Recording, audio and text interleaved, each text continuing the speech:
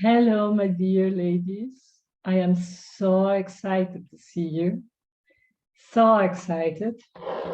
One starts with an idea of how things could be, and it's so beautiful to see it become concrete. I am so excited to see a mix of names of familiar people and names of just completely different new people. I'm delighted to see Anne Baring with us, who is going to be the opening speaker today. I'm really, really excited that you're here. And part of it, you're the guilty party behind behind this conference. Your book is a big part of the inspiration to what we're doing today. So, ladies, this summit, this online summit, really started like I was thinking about what to tell you right now. What to tell you right now, why, who is this for, and why I created this. And I was thinking, well, how back do I have to go? Do I have to go to the moment when I pick up Anne's book? Do I have to go to when I was born? How far do I have to go? And we really don't know what is the thing that inspires us to do almost anything. So I thought carefully my response of what is the reason behind this summit. And it's very, very profound in my case.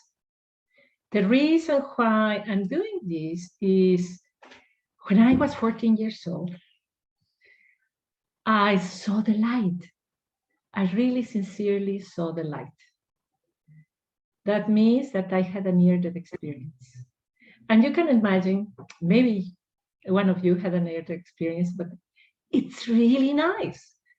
When you are there in close to the light, it's just the nicest thing that I can, I cannot, I have never had a similar experience. To be dead, was I dead? I guess technically I was, but I can tell you that that was peace and love and no need to worry and no pain in my body. And it was absolutely peaceful. Really, when I talk about my near-death experience, it was joy. And the voice told me, you have a lot to do. You have a lot to do. Can you imagine? What did I understand as a little 14 years old? I didn't know what that meant. I really did not know what that meant. You have a lot to do. So I came back to my body. I came back to the pain. Then I realized that I had pain in my forehead, that I had pain in every single joint of my body. And I have no idea what that work, what that a lot to do meant. So from 14 now to 52 years old, lots of things have happened. And I can tell you all my life of all the things that happened, trying to do that thing that the light told me to do. And now I realized that that light that was telling me that I need a lot of work to do is starting to give me the answer very clear. And the answer very clear is that it is time to bring back a very old consciousness that we have lost as humanity. The consciousness of oneness, the consciousness of that light that I saw, and is the consciousness of the sacredness of nature, is the consciousness of peace, of the feminine, the consciousness of togetherness, of nuance, of compassion. And my God, I could have never believed that basically a week before this conference, there will be war. And now I was thinking when I was promoting the conference, oh my God, how can I invite anybody to this conference if there is war? There is war, it's something so important. So many people are dying, and I'm inviting you to my conference. How stupid of mine. And really thinking it deeper, really, this is so important because each one of us has an important role in bringing that reverence for life right now in every single conversation that we have. So now is when it becomes even more relevant to this conference, really to reconcile with what we have, relive what we had, and re-embody this divine feminine. So, so that is the rationale why I created this conference. And the rationale from the point of view of little old me, as a little 14 years old who didn't know why she died, and this, is still learning, 52 years old, in really, like our dear Jean Shinoda Bolen calls, I am in liminal time between what was and what it will be. Specifically, I'm exactly in the menopause, after having the children, but way before the wisdom, because really I'm still quite silly. I still don't understand many things that the years will tell me. So, but also I share with you that we are in liminal time because we have all this past to this era of separation, and we still don't know what it will be, this new era of oneness. But I am very happy to see that we're willing to investigate because we are here today. We're willing to explore and expand what that means for each one of us. So I really honor you for being here. It moves me deeply that you are here. So I hope I answered the question, the big question of why. Why are we here? Why did I create this? Who I am? And what the conference is about. The conference speakers are women who I love and admire because I read their books and books that they have inspired me, or I have deep conversations because I know them for a while. So actually, all the women who are the speakers, I know them for a while because either their books or because I know them personally. This is the first conference. We have 10 speakers. God willing, I learn a lot from this conference and make it even, I learn a lot, and it's the first edition. I make it next year and the years to come. We could have more speakers, things, subjects that are interesting for you or that are relevant as we develop these wings from the wounds that we have. So that is the rationale. And I want to tell you a couple of things that are practical, very practical. Today, tomorrow, and the day after, we are going to start at 1600 hours. Let me share with you because people have been asking me, and I put it everywhere, but there's still questions about it. So we get together at 1600 and we say goodbye at 6 o'clock. Today we have two speakers, Anne Baring and Faye Blake Kosser, and we still have time because the conversations are around 40 minutes. So we still have time. So we will have I have other activities that I would like to keep a little bit as a surprise for you. I want to give you questions to reflect so that this is not just a conference, but this is a little bit of a workshop so that you not only are listening to the speakers, but also are connecting to your own wisdom. So we meet at 1600 Central European Time or 10 o'clock Eastern Time. And we stop being together at 6 in Europe, at noon in New York. So we go for dinner or we go for lunch and we get together again at 7, and we are going to have one speaker and then an activity that I call an activation.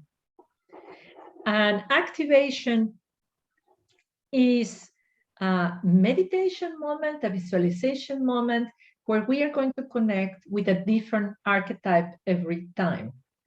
This evening, we are going to activate the wild woman. And we start with the wild woman because it's related to the root chakra. And it's related to Mother Earth. So we are going to start from the ground up. And like that, we're going to go in the future days.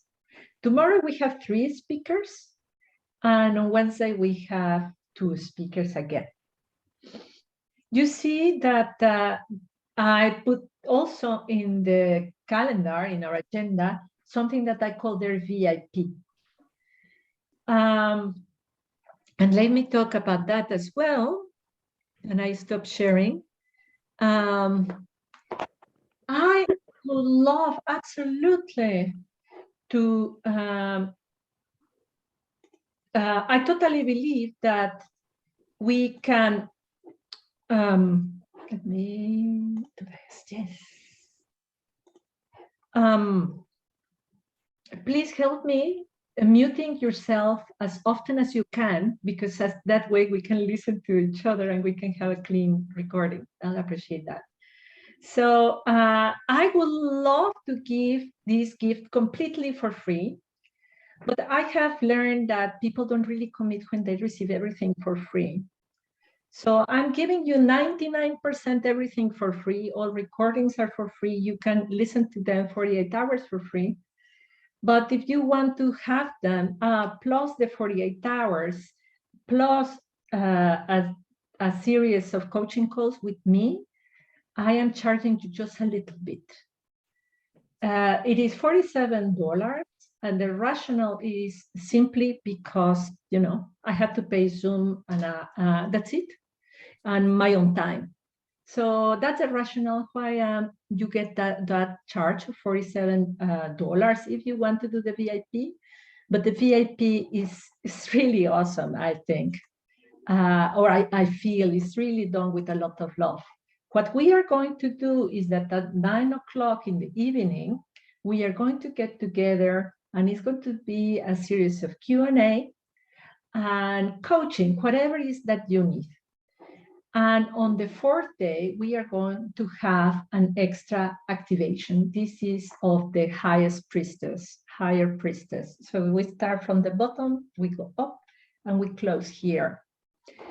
So that is the agenda. And I will give you the link for the VIP experience so that you could join that if you want to. Then, it is important that I tell you how to get the most out of this event. How to get the most out of this event, of course, is about presence.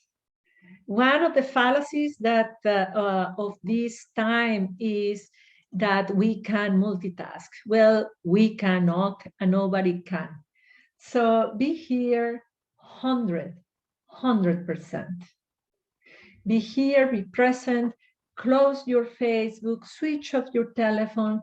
This is a time to really reconnect with you, with your wisdom, reconnect with Mother Earth, connect with each other. So be here 100%. I want you to walk out of this conference empowered. I want you to walk out empowered, to take action, practical action in your leadership as a feminine leader, as a goddess. Concentrate in your story so that you can come up with a plan of action. After you leave this gathering, what is what you are going to do? So listen to all the speakers and think for yourself, what is this telling me? What is this asking me? Is it asking me to be more outspoken? It is asking me to be more grounded? Is it asking me to acknowledge my feelings? What is that for you?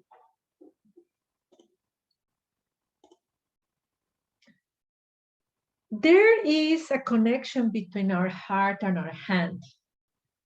It is very powerful that you use pen and paper to really take out of your heart what you are learning here.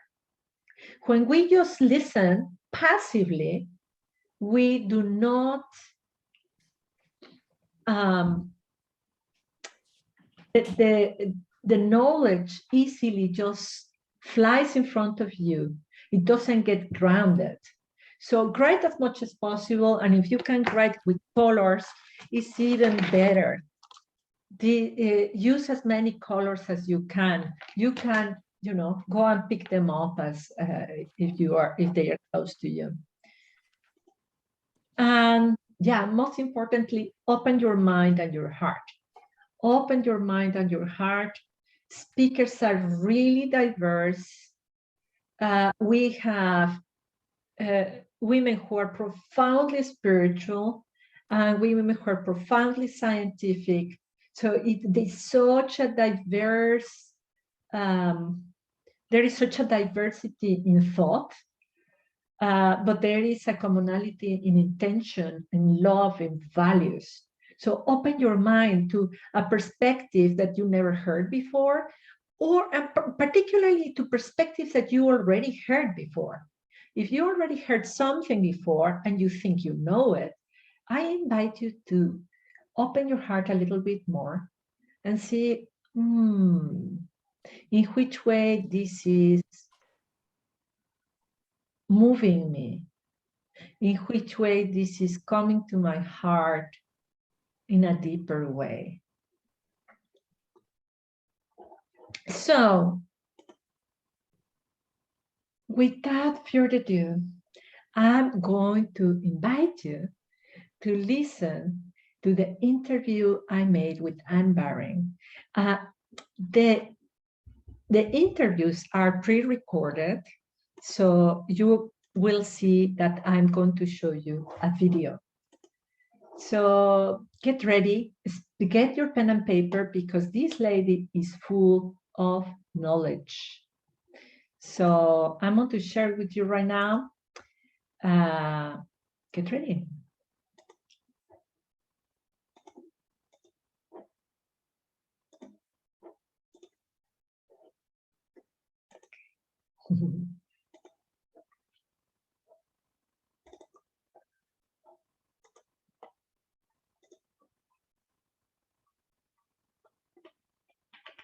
The things how technology goes. I have it ready in the other screen. And now I cannot find it here. This is here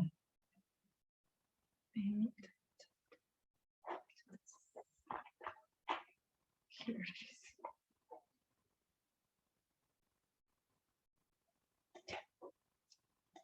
Oh my God.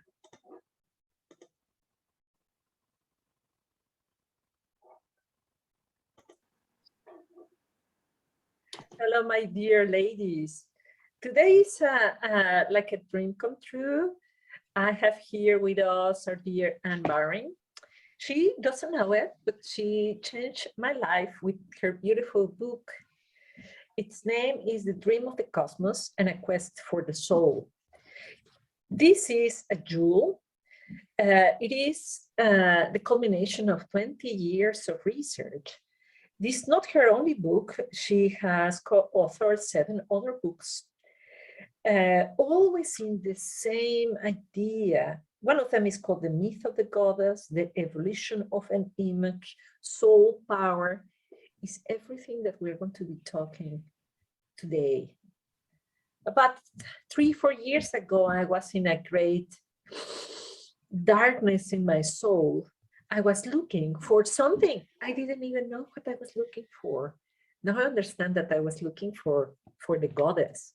And maybe you have made it to this recording, to this conference, because maybe you're looking for exactly the same. And that's how I came across her book. And now I'm starting to understand why my soul was leading me there. And I hope that in this conversation, you get some clues in your journey of discovery. And I'm absolutely delighted to have you with us. And it's so vast, your work, that we can spend hours here. So I would like to jump directly to the now. We are in a great awakening of consciousness. And if you please, explain us, what is that? What is this great awakening? What are we dealing with right now? Well, the time has come for us to change course. We've been on the wrong course, which has led us to the crisis that we're in, not only the pandemic, but also the climate crisis, because we really haven't paid attention to the teachings that we were taught, the wonderful teachings that came from great people who came to this planet to help us. So now we have to really reflect on what went wrong and what we can put right, because there's still time to put things right. One mustn't lose hope and, get in despair, because that's not right. But we have to change our understanding about the whole thing that we've been taught, first of all, by Christianity, and secondly, by scientific materialism, which has been a catastrophe for the psyche, because it's excluded everything that is of importance. So those two things, we have to look at Christianity, what we've been taught, and what we haven't been taught about Christ's mission. And secondly, what scientific materialism, the scientists who really have a grip on the whole world culture with their belief that the universe is dead. Can you believe it? That consciousness originates in the neurons of the brain, not something beyond us or within us. And that when we die, that's the end of us. There's no soul, no God, and no future life. So all this is nonsense. Absolutely. It sounds so reasonable, really, when you start going deep the rabbit hole. Let me tell you a part of the story of my life. I am Mexican. I was raised in 2 ways. In the morning, I went to Catholic school, and I learned all these things about the Virgin Mary and everything that you're talking about. And the afternoon, I was told, we, the Aztecs, fit the line. So I was privy to that ancestral knowledge, and I didn't realize how valuable it was until now. Mm-hmm. She is the Aztec representation of Gaia. She is the Aztec representation of Pachamama. Her name is Coatlicue. And I would love you to talk about this great mother, this great knowledge that we all had in what you talk about the lunar era. Yes. I would love to talk about that, because it's very important to me. So once upon a time, maybe 50,000 years ago, people were in touch with the cosmos. They were shamanic consciousness, much more shamanic consciousness has been eradicated really from our Western culture. But once upon a time, people were more in touch with the deeper dimension of life. And they understood that everything came forth from the womb of the mother, from the cosmic womb of the mother, not only the earthly, but the cosmic womb. And so everything was part of her being. Everything was sacred because each and every particle of life had come from her and was connected through her. Those are two important. They came from her and they were connected through her being. And those are the two things that we've completely lost in our modern culture. We have no idea that we're connected to the earth, and we have no idea that we're connected to the cosmos through our consciousness. So that's very important. And the moon was of great importance at that time. For at least until about 5,000 before the Christian era, the moon was the supreme luminary in the sky. And people saw her as the Great Mother because she was always changing, and yet she was always the same. She came to birth as the crescent, and then she came to the full moon, and then the moon faded into the darkness of the 3 days. So there was a rhythm in people's life through watching the moon, and they connected that rhythm of the moon with the life of the earth, the seasons of the earth, and also the seasons of their own bodies. First of all, youth, and they call the maiden, the young woman, and then the mature woman, the mother, and then the crone, which is what I am now, which is the older woman who is going towards the transition, which will lead to a new life. And so they understood reincarnation as a basic fact of life, because they could see that everything was renewed, everything was regenerated. Whatever came to apparent death was regenerated the next year or the next moon cycle. So that gave them a trust in life and a trust that they were held by the Great Mother. But this gradually faded towards the, 5000 BCE, because there was a culture widely established in what's called Old Europe, which was the worship of the Great Mother, for probably something like 7,000 years before our era. But then around 3,500 BCE, a different people altogether came down from the Russian steppes, and they came down in the corridor between the Black Sea and the Caspian Sea, and they gradually infiltrated. They didn't exactly invade, but they infiltrated the whole area, which had been agricultural communities, worshipping the Great Mother because they were connected with the earth and they were connected with the seasons and everything. And these people brought a totally different cosmology with them based on sky gods, nothing to do with the Great Mother. And gradually, over thousands of years, this mutated into the Great Father, which we've had in the three patriarchal religions. So, and we completely lost the Great Mother, completely. We had with the Virgin Mary to some extent, but the Virgin Mary was not connected with the earth. She was exalted up into the sky, and she was immaculately conceived, and no connection with the earth at all.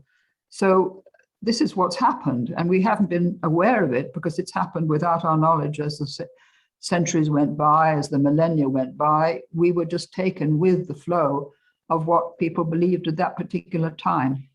But of course, there were memories, like you say, with the Aztec goddess and Pachamama in South America.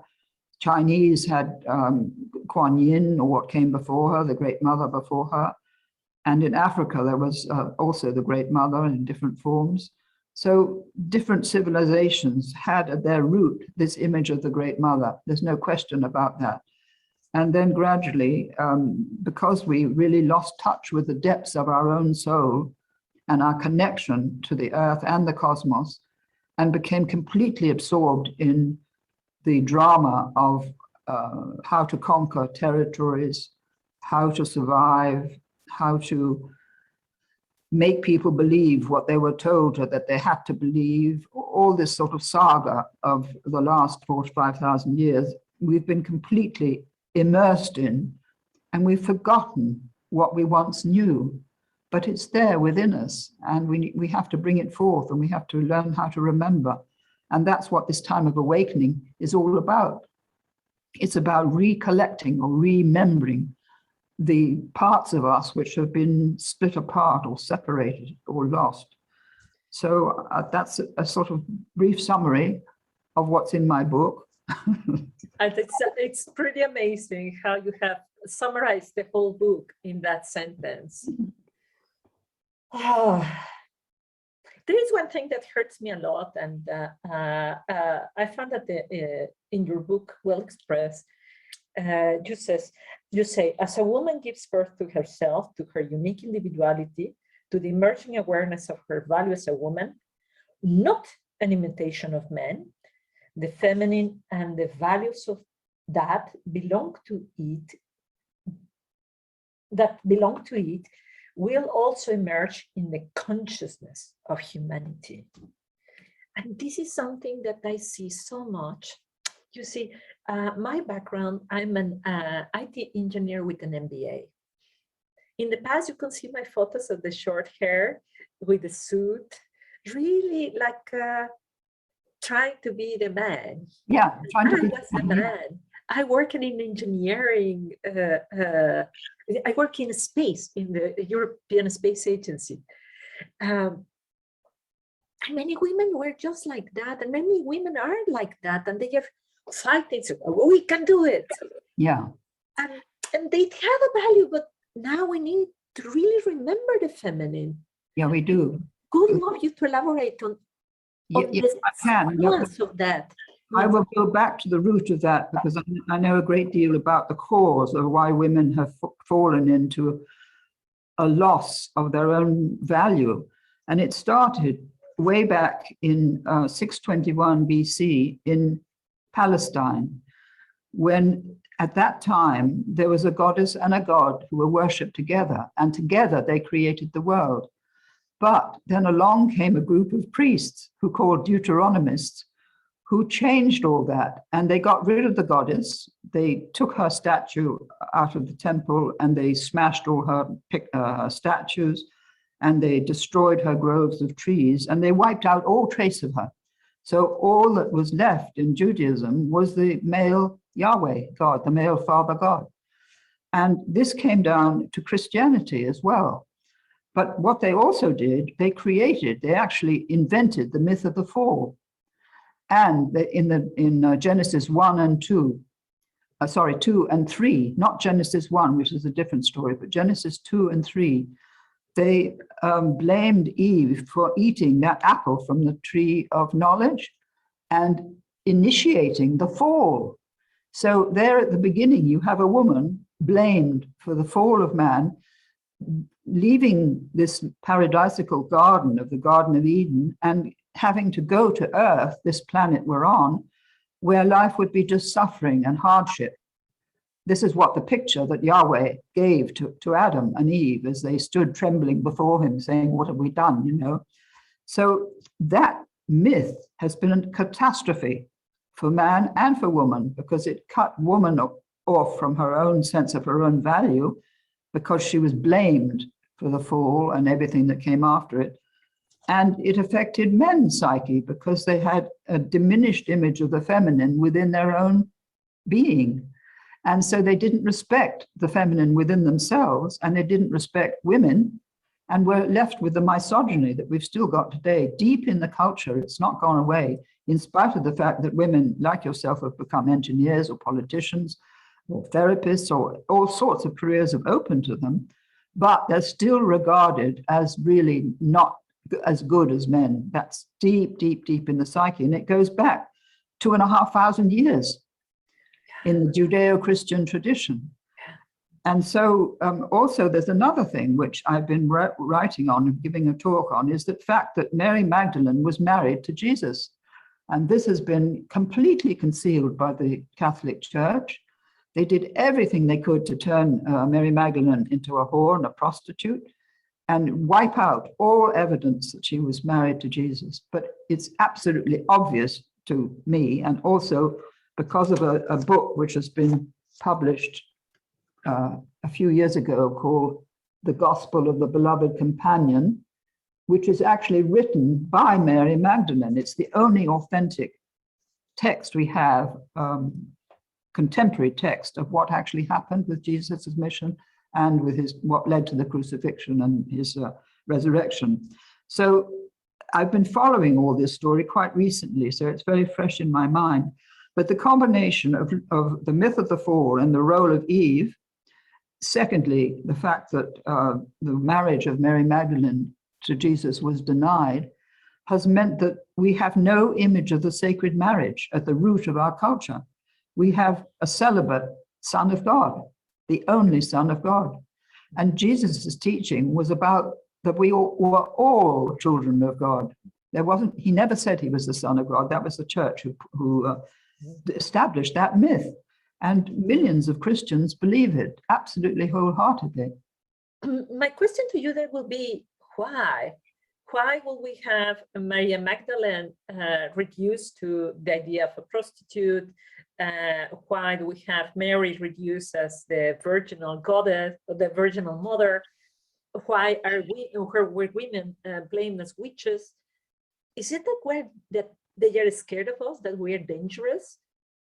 Why? Yeah, it goes back to the early Christian fathers. They were really terrified of what they called the place between feces and urine. In other words, the vagina. They were terrified of it. And whether they had terrible mothers, which they may have had, who really treated them cruelly and everything, I don't know, because there's no evidence of that. But this is where it started. It started with St. Ambrose, St. Augustine, someone called Tertullian, who was appalling. He was a lawyer, but he absolutely lambasted women as being beneath contempt for what they had done with the myth of the fall, taken the apple from the tree of knowledge. And because of that, they said Jesus had to die. So it was all woman's fault that Jesus had to die. I mean, the sequence of thought in Christian theology is incredible, really, how they put 2 and 2 together and made 10. And how they elevated the Virgin Mary from the woman that she was into a goddess. She became the Christian goddess, very similar to the other goddesses like Isis and Artemis and the great goddesses of the ancient world. But she was not connected with the earth. That was the difference. And neither was Jesus. But his teaching was in the Aramaic language. It's absolutely steeped in the language of nature, his actual Aramaic language. If you translate the Bible into Aramaic, back into Aramaic, you get the feeling of the beauty of nature and the wonder of nature. And this is completely gone from Christianity. And we've become separate, little by little, we've become completely separate from the natural world, believing ourselves to be able to control it and dominate it in the way that science has been trying to do, and technology. So can you understand from what I've been saying what's happened? Absolutely. There is a wonderful quote. Now it's going to have be hard to find it. That is good. I have so many notes on your book, but there is a quote from somebody else that you mentioned. If we won the war against the earth, we will lose. Yes. And this is what we're doing. We try to be so controlling with our technology that we are just wasting everything. We're wasting life. Yes, we are, but we're not knowing what we've been doing. But we are learning now. We can beginning to see what we've done to pollute the oceans with plastics. We've seen how the animals have diminished and the insects have diminished so much, hugely, really, in the last 20 years. And we have somebody like Sir David Attenborough teaching us. He's a great teacher. And he is really awakening millions of people. And also Greta Thunberg is doing the same thing for the young. So we have people who are like the prophets of old, who are speaking and saying, wake up before it's too late. And the politicians, of course, they're coming along behind slowly, but they will have to get their act together within 5 to 10 years. Otherwise, we will have had it. So this great conference that's taking place in Glasgow in the 1st of November, that's supposed to bring all these people together, the politicians. but China and Russia are not coming, and Saudi Arabia are not coming. So three immensely wealthy countries and important countries are not going to join in. But this is the stubbornness of the male psyche, which has been programmed to rivalry rather than working together, because he's missing the feminine principle. And the feminine principle is all about relationship and cooperation, making agreements with other people, listening to what the other person is saying. But men find it very, very difficult to do this because they are programmed to think that they have to defend themselves against attack. This is in the psyche. You can't blame them for it. This is for thousands of years. This is what they've been taught, that they have to prepare for the next attack. So they have to have these nuclear weapons. They have to have everything, to submarines, to with weapons on them and everything. It's just unbelievable how they cannot see that they've been programmed. So this is where women, the role of women is so important, to help men to wake up and to be with men, not against men. Otherwise, they get into the old pattern of antagonism and rivalry. But they have to really work sympathetically with men, because men have the genius to be able to change things. They have the engineering skills and that you've got, and many other skills that they've got, because for thousands of years, this has been their role, to protect society, to protect the group that they belong to. So they have it there in their genes, but what they don't have is the fact that they all have to get on well together. We have to work together now in a planetary sense, because the planet needs this, and we're part of the planet, and the planet is calling out to us saying, help me, change your pattern of living and listen to what I'm trying to say to you. And also the cosmos, because our consciousness comes from the cosmos. It's only a tiny fraction, but we are all connected through that consciousness. There's no separation between any of us at the very deep subatomic level. You probably know about atomic physics, but quantum physics has discovered that we're all connected at the deepest level of what they call the Planck element, whatever its proper name is, the Planck spherical unit, they call it. So these billions and trillions and trillions and trillions of Planck spherical units are connecting all of us, because they're inside us and inside everything. We're all connected, but we don't know it. And so we think that we're separated into nations or genders or tribes or beliefs or religions or whatever. All these separate things have come up in the last 4,000 years, but they're not valid anymore. There's so many directions. You make me think about the men who don't know what to do right now and they end up committing suicide. You have the skyrocketing rates of suicide by gender, the gender wars, the women who are saying, oh, I don't have enough, and they behave like men, more protection. Yeah, they do. And I feel that that's my belief, is that change starts with us individually and us collectively. So it is a dual thing of we need to work on ourselves and in sisterhood, so that we can create community. If the audience are women who are highly educated, these engineers like I used to be, who had forgotten the goddess, or maybe have never met her, what could you tell them? What could they do personally or collectively? Okay, what they can do is, what I didn't tell you was that the goddess that the Deuteronomists destroyed and wiped out, she was called the goddess of Shera of Palestine, but also she was called the Holy Spirit, and she was called divine wisdom. And that comes into the Kabbalistic tradition, because there you find the male and the female together, a unit, as a marriage, as it were. And the feminine aspect descends into the world and brings the world into being and lives within it. So she is within all of us. And I would suggest what I do, I speak to the Holy Spirit. I say, please help us, please tell us what to do. And you can see her as a great feminine being like the cosmic dream that I had, which I describe in chapter 2, I think, of my book. I had a vision of a cosmic woman, and that changed my life because I understood what I was missing. And I was made in her image, only teeny weeny little image, and she was the great cosmic goddess, so to speak. So that began me working on the myth of the goddess, and then working on the dream of the cosmos. All that came from that dream of the cosmic woman, or the vision of the cosmic woman.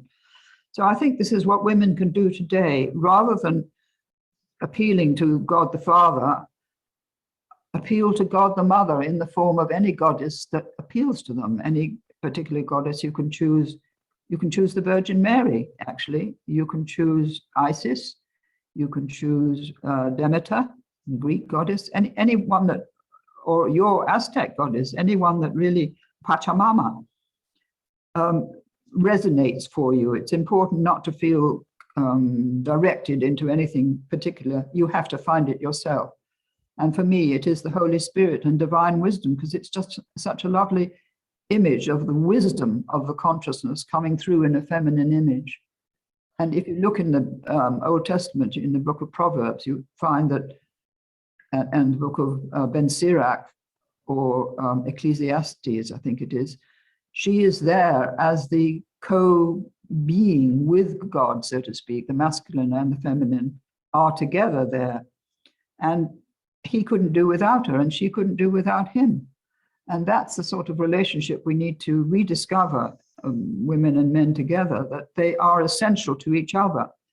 And you have the Taoist image of the yin and the yang, and the two sort of lozenges that are together in the circle.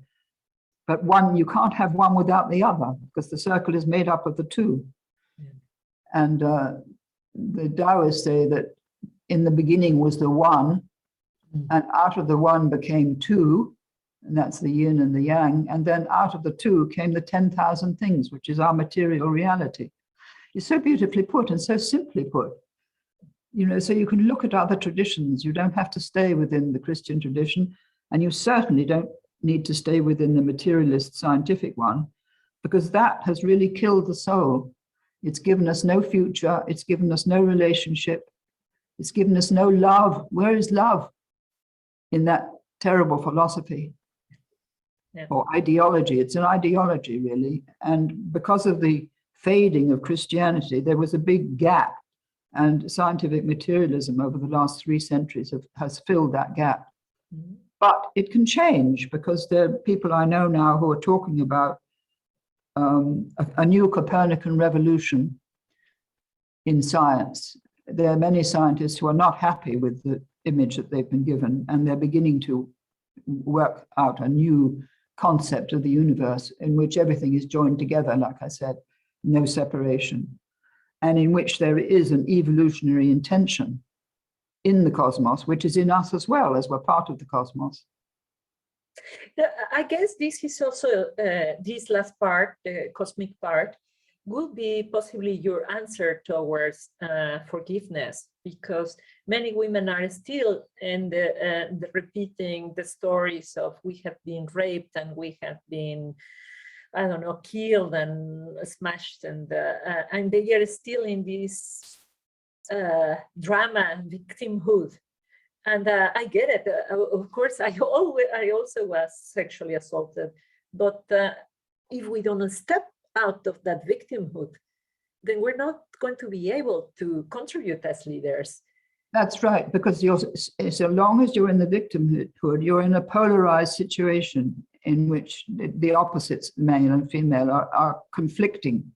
So you have to find the third, the understanding of the depth, the greater depth, which can hold these two conflicting opposites, and also can hold the pain and the suffering that went with it. But also think of the suffering that men went through, having to be warriors generation after generation, having to give their lives for their tribe, and lying on the battlefield wounded and dying alone. You know, that is an utter tragedy that men have been conditioned to accept, to fight for their country or their tribe or their clan or whatever it was.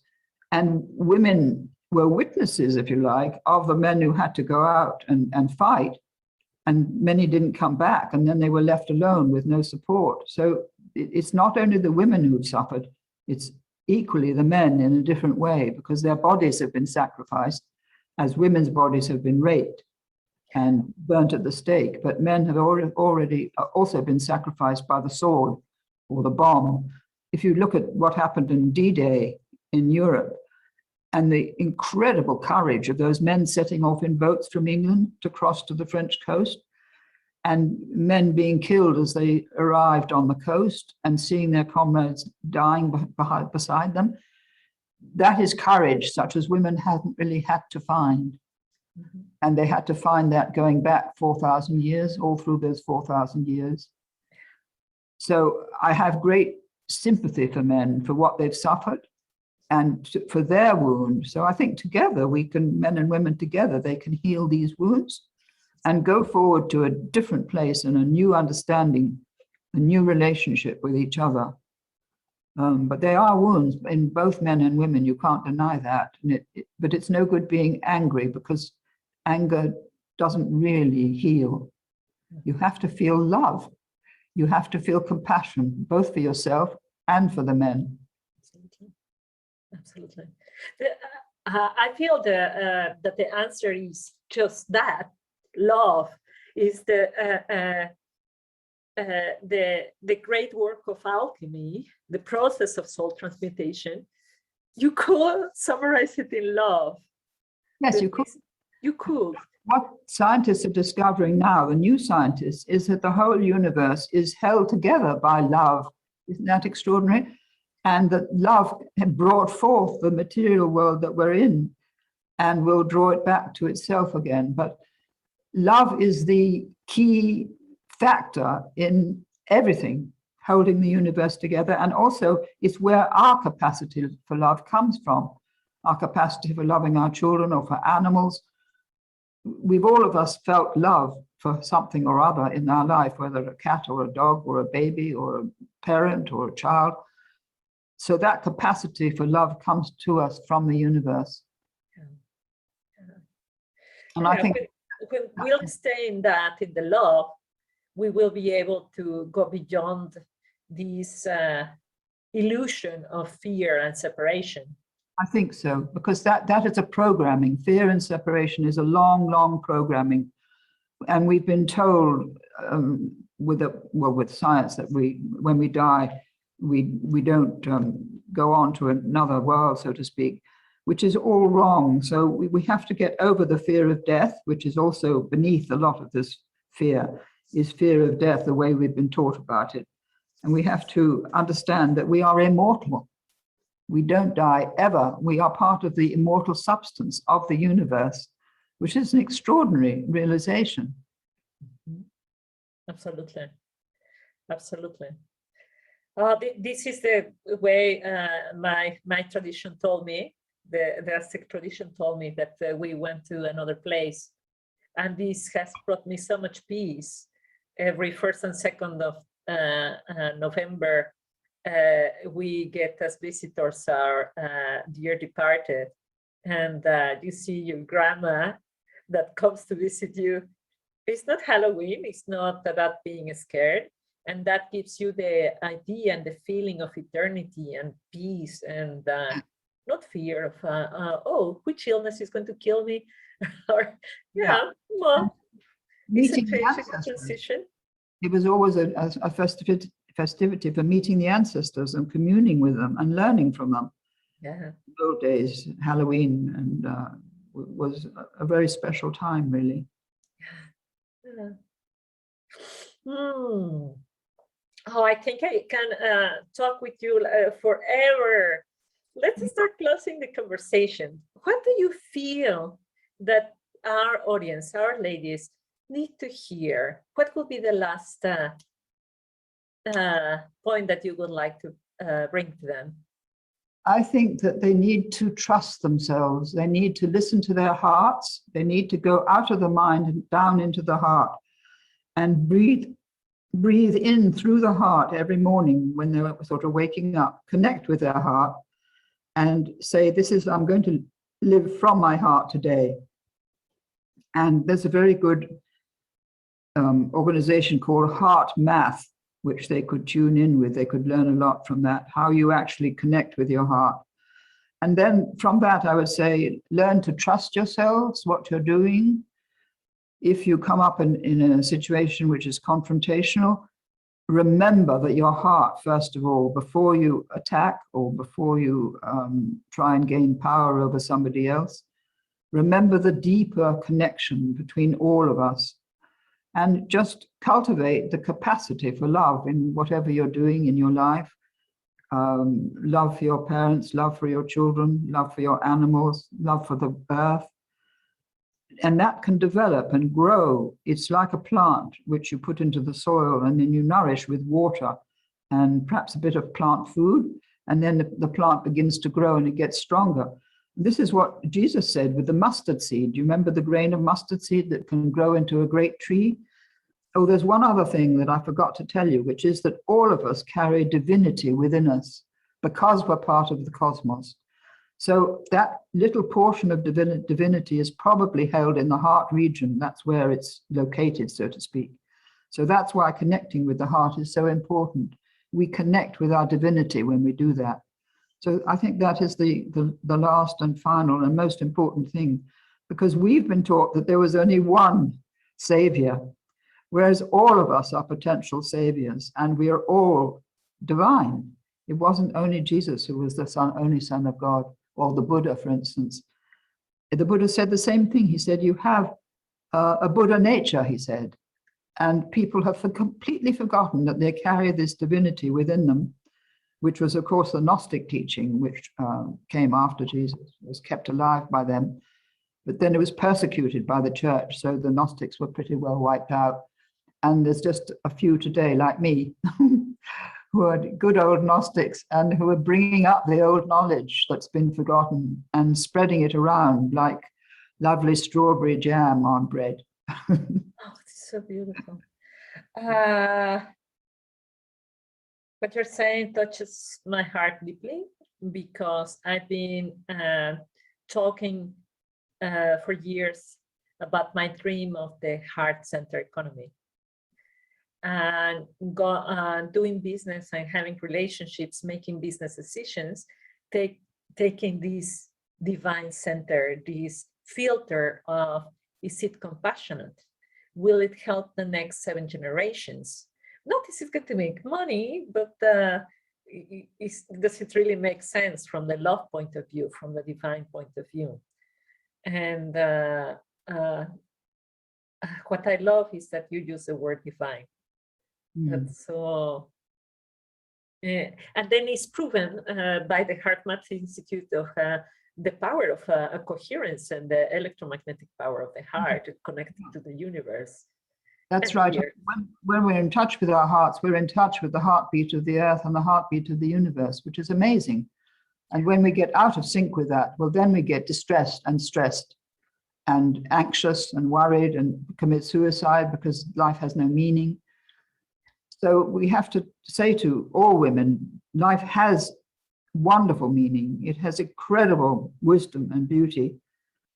And we just have to recognize that that lives within ourselves as well as around us in other people and in the universe, and never get discouraged and depressed. Don't take antidepressants.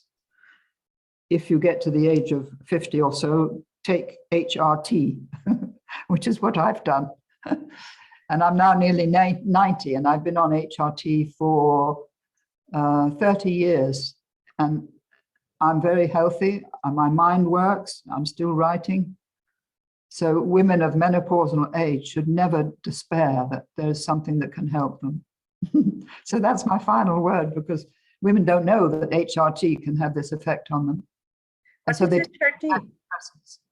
What is HRT? HRT is hormone replacement therapy. I didn't know HRT, and so then you have a great experience with it. Yeah, fantastic. But doctors warn you, oh, you might get cancer, you might get this and you might get that. But in fact, it strengthens the heart, it strengthens the bone structure, so that you don't get weak bones. and it just keeps you healthy and happy. And also your mind doesn't deteriorate. You don't get Alzheimer's, you don't get senility, because there's a lack of hormones when you get to 50, 60, 70 sort of thing. If you don't have help, not all women need it, but certainly some women like me certainly needed it. So if you need it, insist that you're given it, and don't listen to your doctor trying to put you on antidepressants.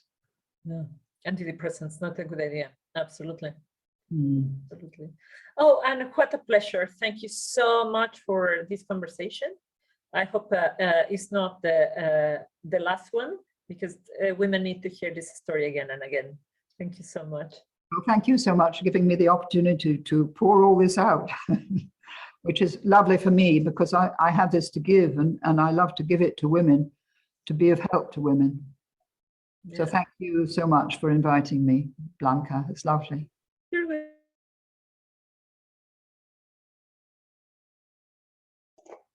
So, ladies, how was that?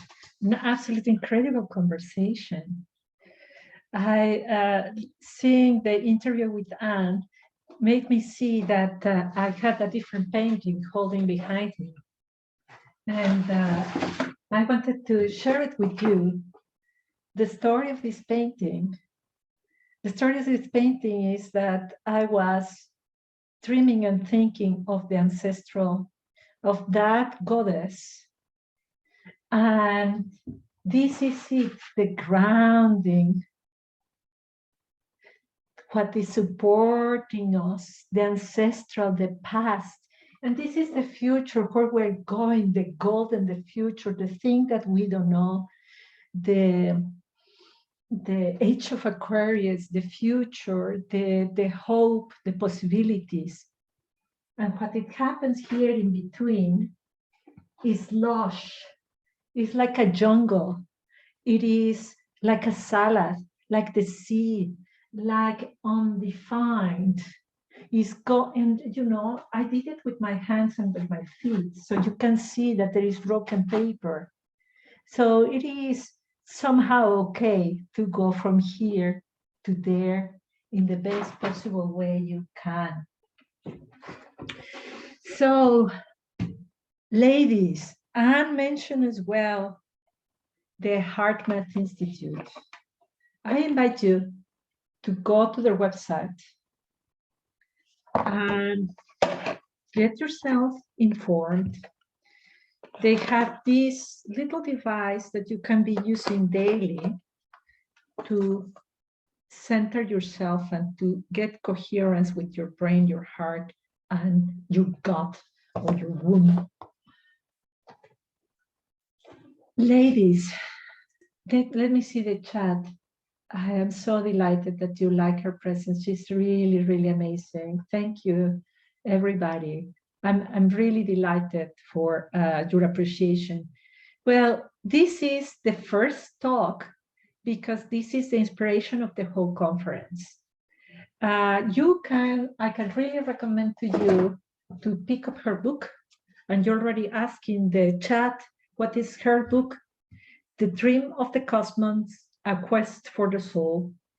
Just pick it up. You can find it online everywhere. You can, of course, find it in her website. I am going to put in the email that where I will send you the recordings, more information about every single speaker, and of course from Anne.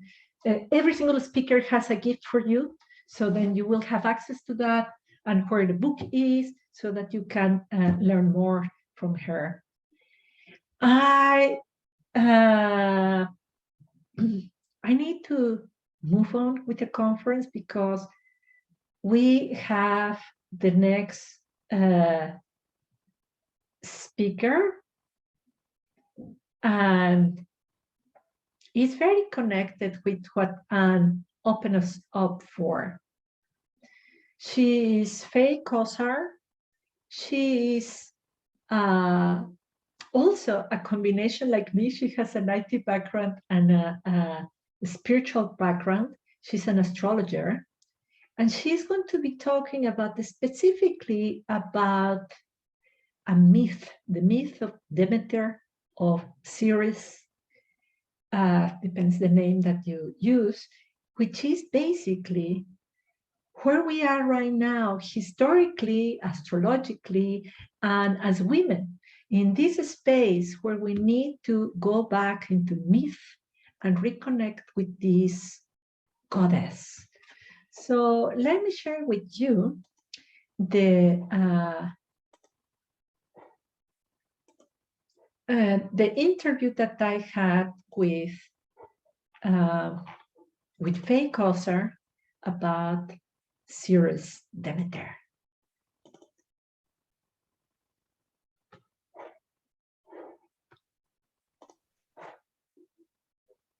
Hello, my dear friends, my dear sisters. Here's your friend Blanca Vergara. We are in a new edition of our summit, the Wounds to Wings Summit, helping us to awaken the divine feminine. And today we have with us Faye Blake. Faye is a dear friend of mine, fellow Amsterdammer. We know each other for so long. It's so beautiful. Like we have been friends or relationship in so many different capacities. You are going to fall in love with this woman after you listen to her. I promise you. Let me tell you a little bit about Faye. Faye is founder of the Amsterdam School of Astrology. Yeah, she lives here in Amsterdam and she's an astrologer. She's a therapist and business consultant, holds an MA in cultural astronomy and astrology. She has spoken at major international astrology conferences. Her background is management and IT. Gives her an added advantage in offering business astrology. Her book, Vocational Astrology, forms the basis of her tailor-made vocational apprenticeship program. Since 2006, her research has included the grain goddess Ceres, Demeter, who in 2006 became a dwarf planet. She is associated with feminine wisdom, the environment and women's rights, among many other things. Faye, happy that you say yes to come here with us. Well, thank you for inviting me. It's lovely to see you again, Blanca. I haven't seen you for ages, so yeah. Oh, I'm so delighted. Really nice. I still remember our conference together, which was really fun. Yeah, we organized an event about the heart-centered economy. And we were talking about the heart-centered economy then, and I think more than ever now, it's so relevant. And maybe we're going to talk on that right now.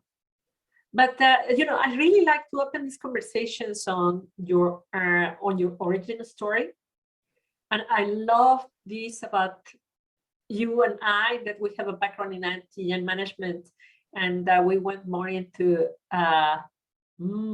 spirit, and you were more into astrology. That I'm a total amateur astrologer. I'm just attracted to it, but I cannot call myself an astrologer.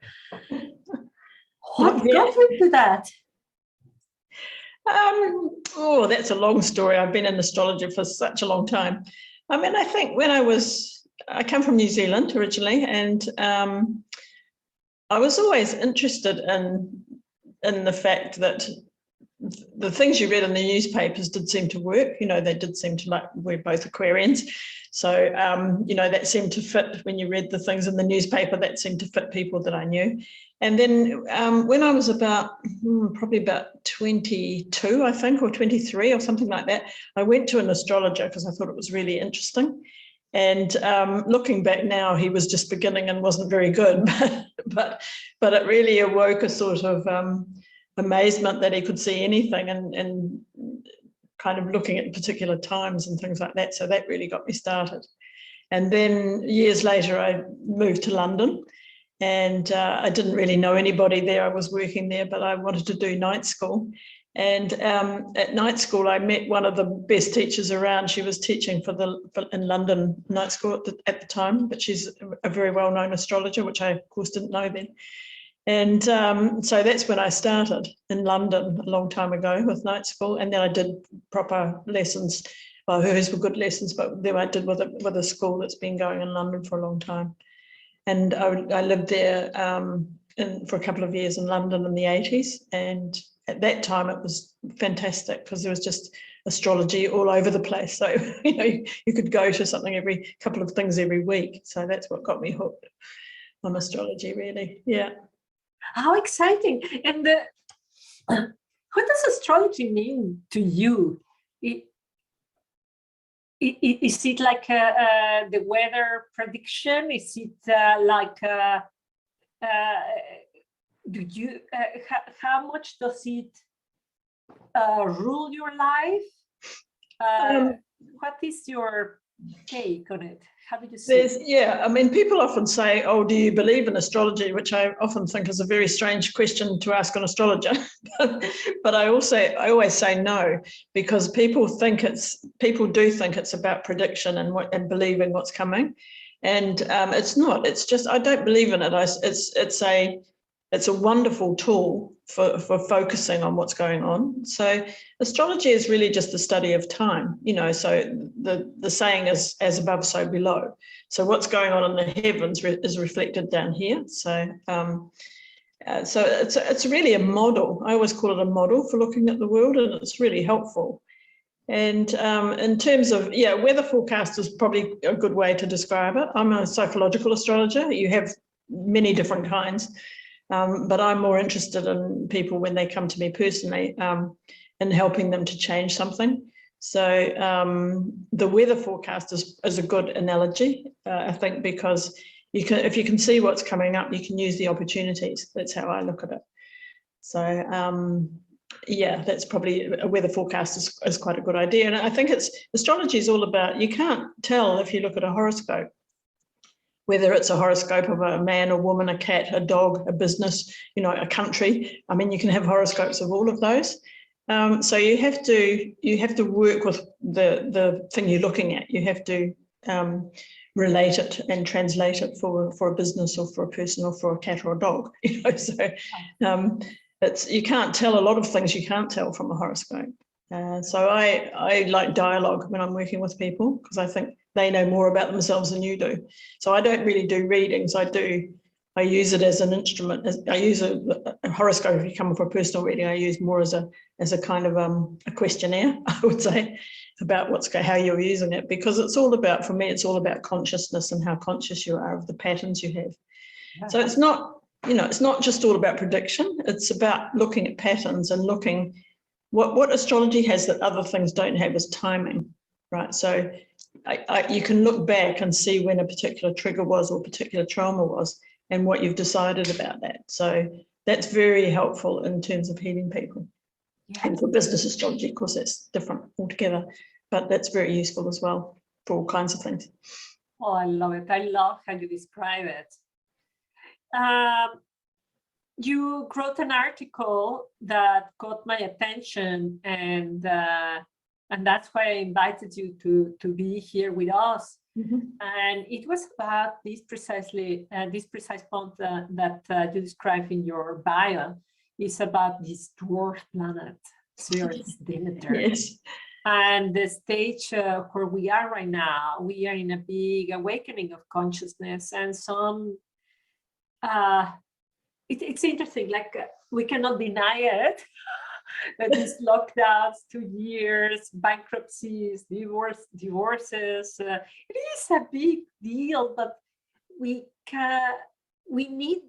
have lost the myth to describe what's going on. Mm-hmm. Yeah. And this is something that you so elegantly did in that article, and I would love to that you relate to us about the myth of the Demeter, and what does that have to do with today? The myths are very important in astrology. Like the pandemic, that was even kind of predicted by astrologers, because in January 2020, there was two planets came together, which don't do that very often. So that was Pluto and Saturn came together, and they haven't done that in the sign of Capricorn since 1700 or something, so it's a big start of a new cycle. In the middle of that, which some astrologers don't use, is Ceres, the dwarf planet. Now, Ceres, Demeter, is she was discovered she was called a planet when she was discovered in 1801. And she later they found in the 1800s they found lots of little bodies that they all had names. They were all female names. So in Western astrology we have mostly men planets. We only have one, which is the two. We have Venus, which is the beautiful young woman, and we have the Moon, which is the mother, and all the rest of them are guys. So Ceres, and then there was all these women planets coming between 1800 and 1850, and then I think a lot of the people thought we can't have this many women planets. My God, there's too many. So in 1850 they changed their status to asteroid. So there was lots of these little Juno and Pallas Athena and all these women asteroids running around the place, and they were asteroids. So it's interesting what was going on in 1850 as well. So what we do when new things are discovered, for instance, when Uranus was discovered in 1781, it was the time of revolution and the French Revolution and the Declaration of Independence and all these things. So we get meaning from the planets based on what's going on at the time. So for Ceres, what was going on at the time in 1801 was a lot of women's suffrage. There was all kinds of women, these feisty women coming up and saying, we want the vote, and being incredibly brave. And then, of course, she got demoted. Now, what was really interesting to me about levels of consciousness and as above, so below, is that in 2006, some of you may remember that Pluto was made a dwarf planet. And everybody said, oh no, Pluto's a planet, he's not a dwarf, he's still, does he still work on astrology and all this stuff? And everybody was sticking up for Pluto. There was all these T-shirts with Pluto is so a planet and all this. But nobody talked about Ceres, because Ceres was upgraded to a dwarf planet and Pluto was kind of downgraded. Up and down is probably not right, but downgraded so they were on the same level. So I thought, well, that's really interesting, because that means that Ceres, her archetype, if you like, is coming back into consciousness, right, from 2006. So I started studying her because I was looking at how things change and how our consciousness changes and what we're supposed to be doing. And so when she was in the middle of the 2020, this started this new whole thing when the pandemic hit, and it was within a day of the first, or 2 days, I think, it was this sky happening. It was within 2 days of the first death that we heard of COVID. That she was in the middle of it, I thought she's got to have something to do with this and something to say about it. So that's why I started writing about her around about then, and I've been kind of studying her since 2006 because I found that was really interesting. So in 2006, lots of things happened. The women's movement kind of started, it was coming and going and coming and going. And then there was people saying, God, do we have to do this all over again? What happened to the 70s? So there's these older women coming out and saying, oh my God, we did all this before. Can we please not have to do it again? So that's one of her things, is the older wise woman, I think. And I should tell you a little bit about the myth, maybe. Yeah. Because you need to know a bit about the myth, and you can read myths in lots of different ways. So the myth of the main myth that everybody knows is about her daughter, so who's Persephone or Proserpina, is Roman and Greek. So Persephone was abducted to the underworld. So she was out playing in the field, and she was suddenly whisked up and taken to the underworld by Hades, who's Pluto. But Ceres was away doing a shopping or something. I don't know where she was, but she came back, and then she didn't know where her daughter had gone. She was just vanished. And she asked everybody, and nobody seemed to know. And, that was terrible. And she was grieving. So the myth you can read about the way women's consciousness works, but you can also read lots of different things into it about a woman's life cycle. So it's at the point of, when you're in sort of midlife crisis for women, because theoretically Ceres would have been in at like 40, and Persephone would have been a teenager ready to go to the underworld. So it's about rites of passage, and it's about sexual awakening and things like that for Persephone. But for Ceres, it's the loss of her daughter. And it's also, I think Ceres is the sort of post-menopausal woman. woman. So her archetype is that what do we do after our children have gone? You know, so what she does in the myth is she weeps and wails, and she's very sad and she's grieving, and she covers her face with a veil, and she goes traveling and she asks everybody, and nobody knows where her daughter's gone. So she hides everything about herself until she comes by a well, and there's these three young women who take pity on her, and she and they ask her. They say, we're looking for a nursemaid. So for our brother, he's just a young boy, and it turned out that he was the son of the king of Eleusis. And so Ceres starts a job that doesn't really suit her, and this is what happens to a lot of women. At that, you know, they manage to go back to work, but they're not really fulfilling, you know, what they could be doing. So, but then Ceres, what happens is she keeps putting him in the fire every night because she wants to make him immortal. And she wants to teach him agriculture as well, which is one of the things that she's about. So the queen, though, eventually catches her doing this, putting her child in the fire, and says, "What on earth are you doing? For goodness sake, woman, you know, you have to stop doing that." So then finally, when that happens, Ceres comes out and unveils herself and says who she is. So it's a sort of an awakening from, don't you know who I am? You know, build me a temple, please. You know, I'm a goddess. You know, so that's the point where she comes out. So after that, there's a lot of things happen, but in the meantime, she kind of discovers where her daughter has gone, and she gets told that it's Pluto that's taken her daughter to the underworld. And long story, but anyway, and so she gets really angry. So then she says, "Right, I'm not having it." Then she goes into sort of Me Too mode. Right? So then she says to the gods, because the father of there's Jupiter and Pluto, who the uncle and the brother, the brothers of Ceres. So they're the father of Persephone and the uncle. And they say, "What's the matter with you, woman? Get over yourself. You know, it's a good marriage. You know, it's about time she had a husband." So, and Ceres says, "Right, I'm not having that." So she says, "Okay, I'm not going to." She's a goddess of food. She knows how to grow things, and she's goddess of the grain. So cereal comes from her name, the cereal that we eat. So she says, "Right, I'm not giving your worshippers any food until you get me my daughter back." So the gods think, "Oh dear, you know, we're not going to get worship. That's a bit of a problem."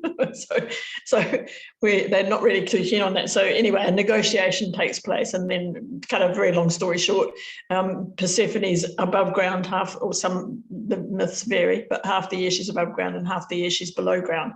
So Ceres is the cause of winter and summer. It's winter, nothing grows when she's underground. Ceres is sad, and then everything blossoms and is abundant, and she's associated with abundance, you know, when her daughter's above ground. So, and then at the end of the myth, she teaches agriculture, and at the end of the myth, they do mysteries about life and death together. So it's about, one of the things the myth is about older women getting into their own truth and their own calling, if you like. And the other thing is that older and younger women work together at the end of the myth, knowing about the life cycles and the mysteries of life. So, yeah, so that's a very short version of the myth. It's longer than that, but yeah, there's a lot of meat in it. Yeah, yeah. One of the points that I found really interesting, really vibrant about this is that there is a lot of education about periods, menstruation. Yep. One lady in the conference is speaking about periods, Jane Bennett, how to help your daughters to learn about that. So you learn about periods. There is a lot of education about pregnancy. There is a lot of education about delivery. But there is like this taboo and this silence about menopause and postmenopause. It's like we die. We are not even represented in media. You have the sexy maiden. Exactly. Yeah, we had sexy Venus or the mother. Yeah. and then we, the women are in that transition before the menopause, during the menopause, a little bit later, before we're really old, like don't exist. Yeah, and I think that's really changing though. That's what, since 2006, I've noticed that really changing. And there's a lot of older women, like I know you've got Anne Baring on. So, you know, she's a wonderful example of a series woman. You know, she's wise and she's healthy. And one of the things Jean Houston says is never in the history of mankind have we had so many women that live above, you know, we live longer. So we live older than 50. We're educated. We have money. We don't have children. And Jean Houston says we need an assignment. Give us something to do. You know, so. But the problem I see with a lot of women around about 40s, 50s, midlife crisis kind of age is that they've given up their lives sometimes for their children. You get this sort of empty nest syndrome, and then they've got to rediscover what they're good at. So they just take any old job or think they're not qualified. When, you know, we need to come out and stand up for ourselves. And it is getting better. It really is getting better. There's a lot of women in their 70s and 80s that are really fantastic role models now. So it is really getting better, you know, but women need to do the inner work, I think, too, and to go for it, because we really need series. We need, you know, we're way out of whack with Pluto. You know, the world is very Pluto dominated. Pluto, the planet in the archetype's about control, and it's about dominance, and it's sort of patriarchy stuff. It's a male planet, but it can work in women as well, obviously. But it's very much about keeping power, and it can be really cruel. And Ceres is the natural goddess. You know, she's the nature goddess who doesn't like vaccines. She doesn't like. She'd say, you know, get vitamin D, get some sunshine, get outside, eat some decent food, get healthy, and you'll be fine. You know, that's her message. Where Pluto says, oh no, we have to control it, and we have to make sure we're not going to get sick, and we're not going to die. We're not, you know, whereas Ceres knows about the cycles of life. You know, we're going to die at some point. But let's go kicking and screaming rather than, you know, just lying down. So she's very much against, you know, non-organic food and things like that. I think she's the green goddess, and that's really changed. I mean, in 2006, the film from Al Gore came out, you know, about what we're doing to the environment as well. And I also associate her with epigenetics, which is to do with, you know, the gene turning on and off. So that's really changed in the last few years too. And since 2006, that's really changed. So, but for older women, you know, we really have to embrace her. And we've finally got a role model in horoscopes as well that says, yeah, older, we're here and we're good and we know stuff, you know, so we need a feminine balance, really. I've written quite a few blog posts about the balance we need with Pluto.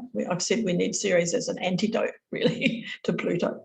So that was my last lecture, was about that, to get to Pluto back in his box. I mean, Ceres is Pluto's mother-in-law, so she can do that. Beautiful. I'm so excited. It's not coincidence that we both chose to wear green right now. It's so perfect. Yeah. And so this subject, many of the women that are listening are, the way I perceive you ladies, are the ones who they are done with the bullshit.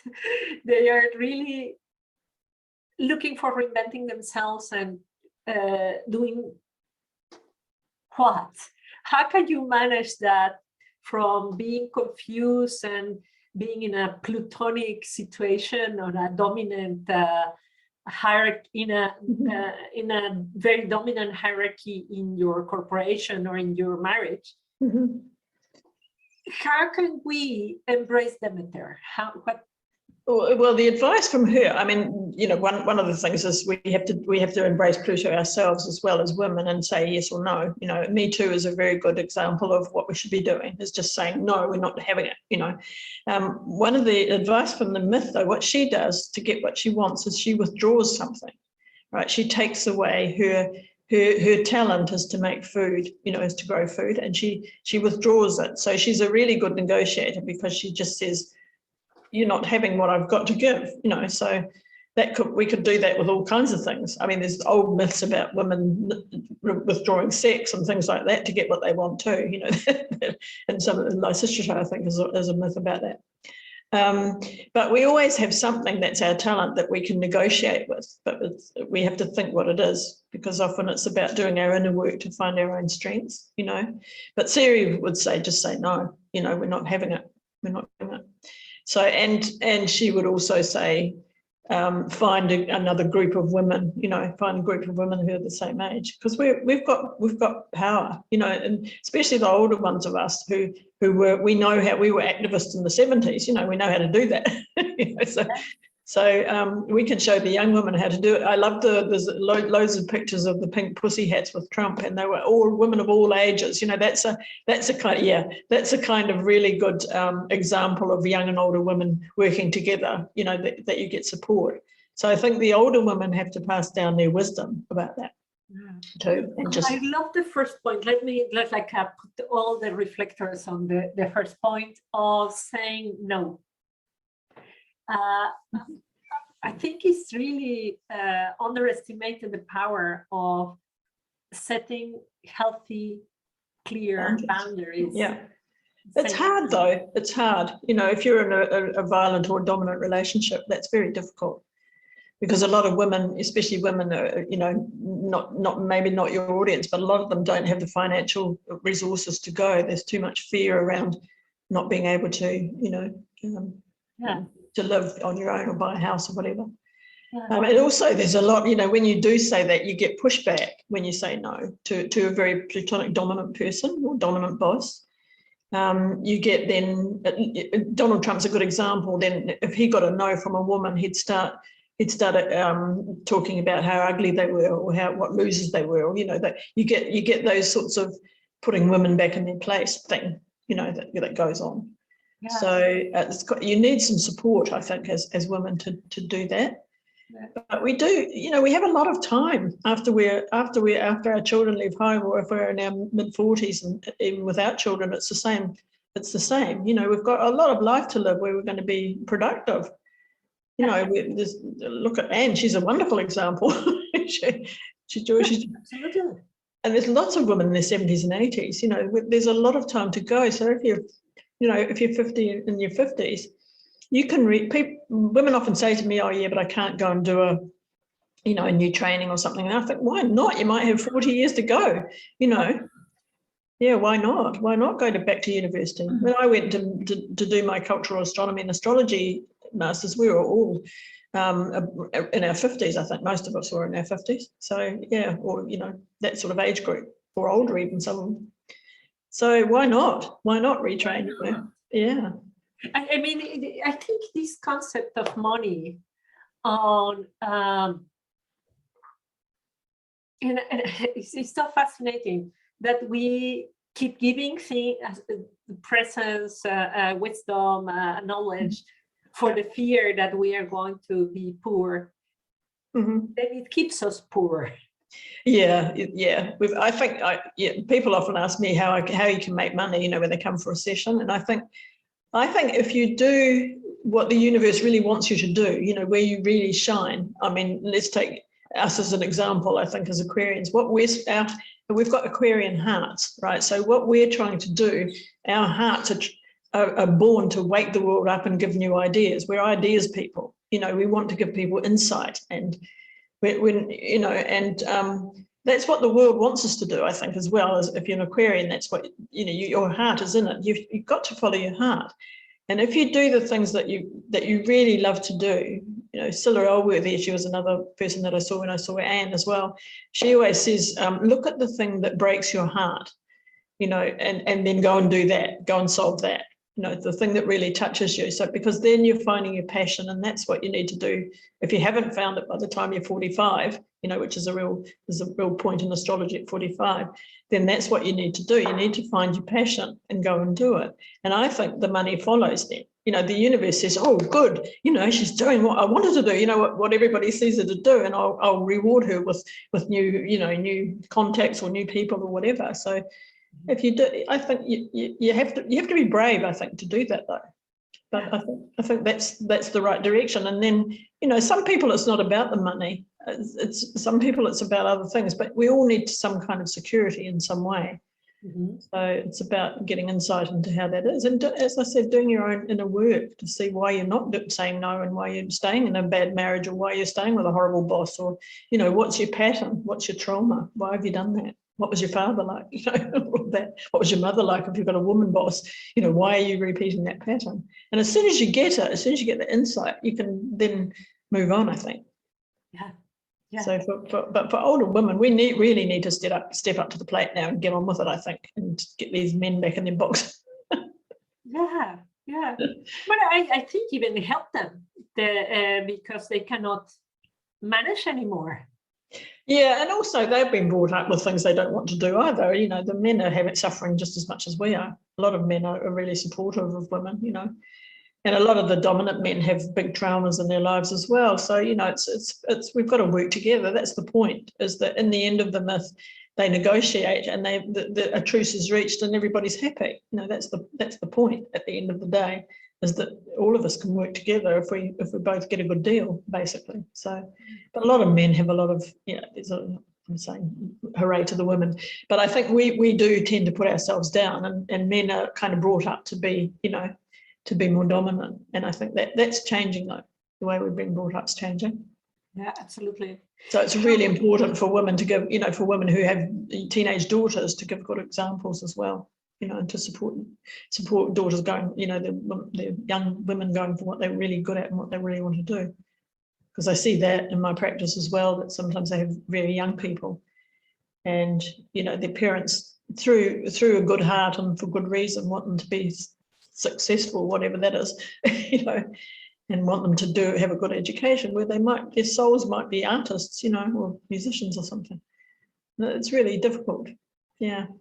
So in this transition that we are, this 2022, that all these lockdowns and these laws and these huge conversations, you know, life, you know, the truckers there in Canada, it's really like all the world is being shaken up. Yeah. Maybe it's, you know, too broad of a question, but I know that per person is different, but the big themes that you see for women, the big themes that you see for all the Demeters of the world, what could be or should be or could be our focus or your advice to us for the coming year? I think you know, one of the things is that we're in that cycle since one of the things we look at is a sort of cycle that started in 2020 with Ceres and Pluto together. So one of the things is that Ceres Pluto is a Ceres Pluto cycle. So you can look at when there's kind of you have a four thing, you know, so when Ceres and Pluto are 90 degrees apart, you know, that's called a square, and then opposing each other, and then a square again, and then together, that's one cycle. And those points of that cycle are very interesting. So in terms of the pandemic, the first one of the Ceres Pluto was April last year, and that was when things started to get a bit rocky with vaccines. That you know that we were starting to look at the power that the pharmaceutical industry had, for instance. Now the next one of those, the opposition, is July. So I think what we have to do, I think one of the things that Ceres and Pluto together is that we have to do our own research. You know, we have to take our own power and do our own research and decide what we personally want to do. So that's one thing that's been going on, and that comes up again in July. So I think that's going to be really interesting in terms of the lockdown, and then we have another cycle. That's one thing that's happening. The other thing that's been happening all last year was two planets were kind of fighting with each other all last year. And one was Uranus, which is the awakener, the rebel, the truckers, you know, the people who are anti-vaxxers, or, you know, for whatever reason, you know, or not anti-vaxxers, but just want to do their own thing. And then you have Saturn, which is government's authority, rules, regulations, lockdowns. So we've had those two, you know, really in the clinch, and that doesn't really finish until it doesn't hit again like it did last year, but it's kind of still around, you know, until September this year. I think after September, that struggle between freedom and government, you know, that whole struggle will be different. So I think what we personally need to do, women and men, is we need to get our rebelliousness in line with our responsibility. So we have to take responsibility for our rebelliousness, but we have to also say we're grown-ups. If we're not going to follow the lockdown or whatever, then we've thought about it and we're grown-ups and we'll do what we like. You know, it's kind of getting that in balance, those two things in balance. So that's for everybody on an individual level. And anything that women can do, because I think we are the key to kind of that macho dominant, you know, you're going to do as you're told. I think it is older women that literally, it's the archetype as well. So everybody needs to do that. But literally, I think older women need to step up, you know, so and be brave and find other people that are on your same wavelength and get together. Like in that post I wrote, I was talking about the Indian women that go around in pink saris with the swords, you know, and don't let their daughters be raped. You know, that is that kind of where you form together a group of people that's on the same wavelength. I think that's one thing. Yeah. And the next few years are really interesting, astrologically speaking, because a lot of the planets that are further away change sign. That's always a big deal. So, for instance, Pluto went into Capricorn in 2008 when everything fell, when all the banks went, you know. And next year he goes into Aquarius, which is a huge sea change. I mean, we haven't had Pluto, he's got a long cycle. So we haven't had Pluto in Aquarius since 1700s. And the last time Pluto was in Aquarius was the we the people, you know, so it was power to the people. Aquarius is a people sign. So that's when we got the Declaration of Independence, was the last time Pluto was in Aquarius, and that happens again next year for 20 years. For 20 years. Yeah, they're big long cycles. So that's going to be either we have a choice, you know, what we need to do. We're either going to be ruled by technology, Pluto's control and Aquarius is technology. So we're either going to be roboted and ruled by technology, or we're going to say, no, we're doing it our way and we the people are just equal, you know, so that's one of the things. So that's for everybody. But for women, I just think we need to take on power and get support to say no to anything we feel is where we're powerless. You know, it's about stepping into our power, I think, somehow, however we can get help to do that. That's how we do that. And what I gather of what you're saying as well is community, sisterhood, be accompanied by other women. That Aquarius is certainly about that, but yeah, to some extent. But Ceres is very much about, I think, getting older, you know, like getting a mix of older women with younger women, passing on our feminine wisdom, and it's also native wisdom. You know, studying some of the native tribes, some of the indigenous tribes, some of the first people. You know, that's starting. You see, that's starting to come out now, that they know about nature, they know about the environment. You know, the Greta Thunbergs of the world she's a Ceres and Aries person. She's a lobbyist for nature. You know, that's kind of what we need to do. But Greta's good because she's initiated something. But we need the older wisdom, the feminine wisdom to carry that on, I think, to look after the earth and to look after each other. So it is about the grandmothers coming together to some extent. It's about the great mothers coming together. Yeah, the great mothers, the grandmothers. You know, Ceres was known as the great mother as well. She's not all love and light, though, that some people think she is. She's quite tough. she's a bit tough. You know, I love that you say that, because there is this, I believe, this misunderstanding that we are the weak side, the weak gender, and there is nothing weak about her. There is, of course, something delicate about women, but that's not what defines us. The delicateness. Yeah, and I you know, we're not all supposed to be delicate either. I mean, there's some women, if you're watching their Winter Olympics, you can see that there's a load of women that definitely aren't delicate. You know, they're fantastic sports people. You know, and it's good that they're competing with men in some things as well. That's really changing, as that women are being seen as equals in skateboarding or whatever to the men. You know, and there's a great community around that. So. It really, you know, you see older women on TV now, and things like that. You see older women speaking up. You see people like Jane Fonda, you know, all these people that are, and Meryl Streep, and all these. You know, there's a lot of role models for us now. Even Hillary Clinton, you know, she's an older woman who you know, you can see it's possible to run for president. You know, that's kind of what we need. Even if you don't win, the fact that you can stand up and go for something. And you know, be the head of a large organisation. That's good for young kids to know that. And Ceres is also about the underdog. You know, she fights for rights for transgender and for girls and for, you know, anybody that's ousted for Black Lives Matter. She's also that. You know, anybody that where it's not fair, she will step up. In Rome, she was the sort of associated with people needing food and housing, and she stood up to what they were called the patricians, who were the kind of politicians. So she's quite democratic in that sense as well. So more women in, you know, for the first time in the cabinet, we've got lots of women here in the Netherlands. That's the right way. You know, that's showing that women can be ministers in the cabinet and things like that is great.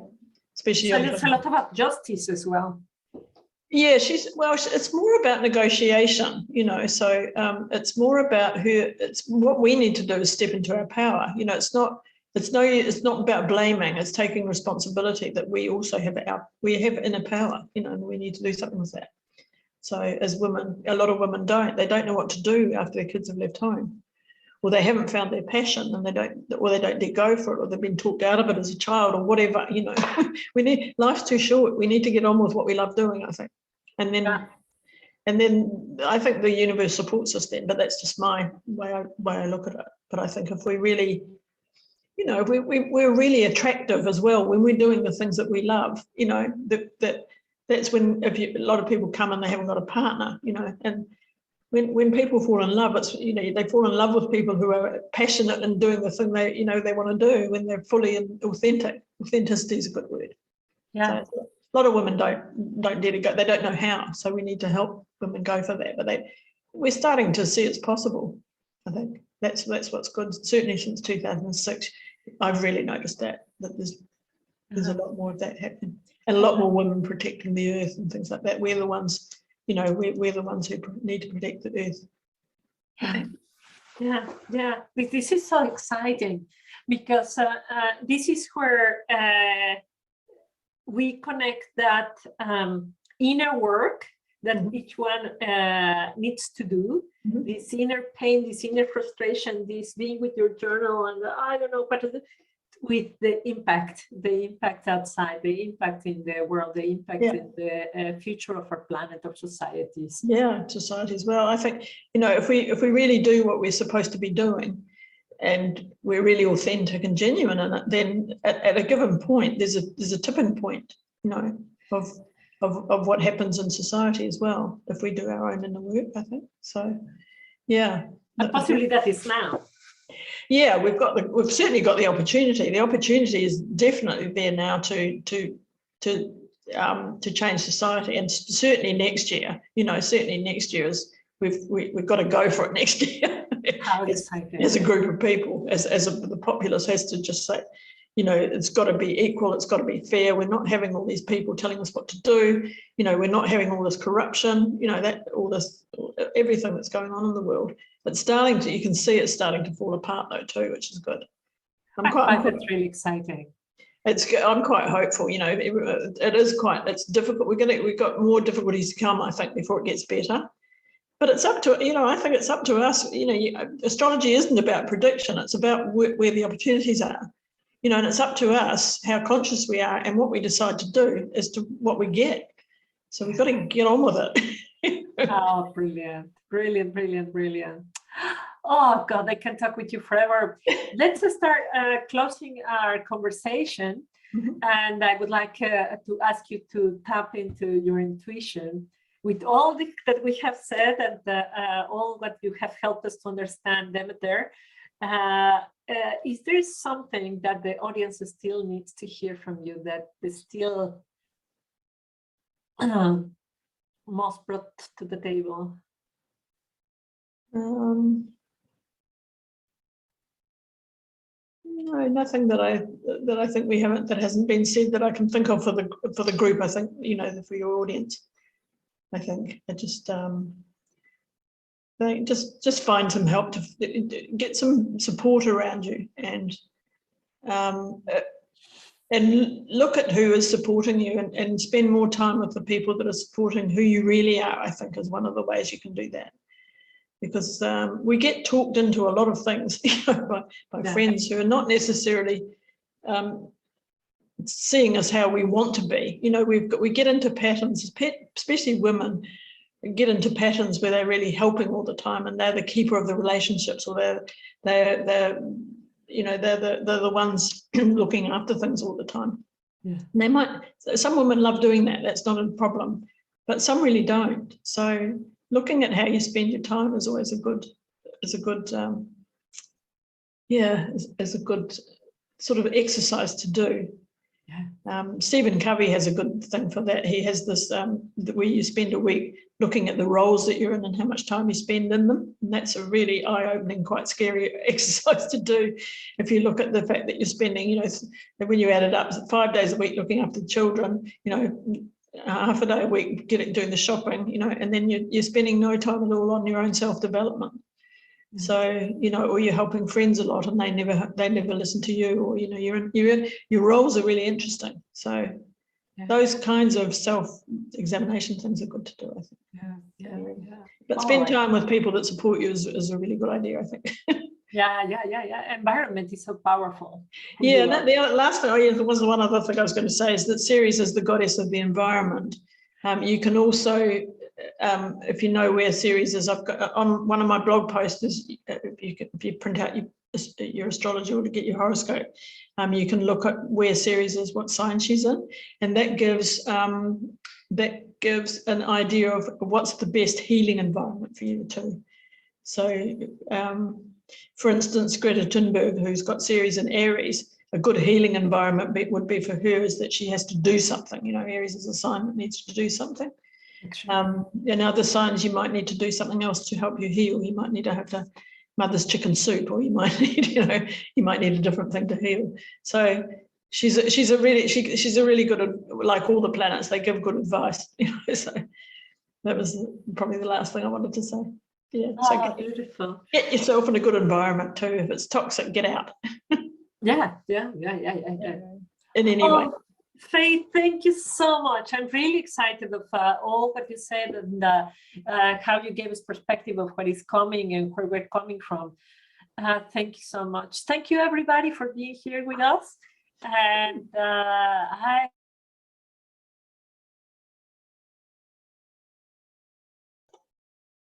Hi, ladies. Wow. What a conversation with Faye. As you can see from this conversation, we recorded this before the violence that we are going through right now. And our dear Sunita asked Faye the question, hey, what about the war? What about Ukraine? How can we link what we have learned of Demeter, of Ceres right now, and how we as women, we can apply this knowledge? And our dear Faye is here, but has put on lipstick and is ready to give us her wisdom, expand this for the current situation. Thank you very much, Faye, for giving us a little bit more of you.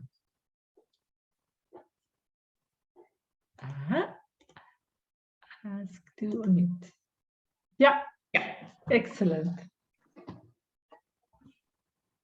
Okay, yeah. Oh, that was fun. Somebody asked about, of course, about the Ukraine and Russia. It's a very plutonic situation, I think, though I put the answer in the chat already. It's all about power. It's all about big money. It's all about, Pluto is often associated with war. And the last lecture I gave was about Ceres being an antidote.